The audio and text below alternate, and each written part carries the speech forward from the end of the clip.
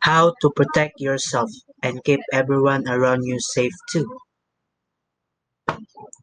Coronavirus is a contagious viral strain that can be passed from one person to another.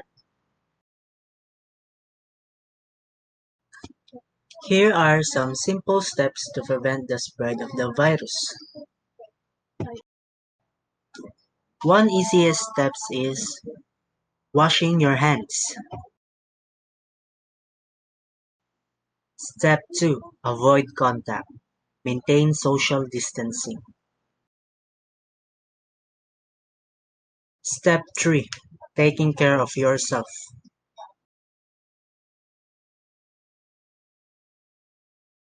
Awareness is the key to prevention. Take care everyone.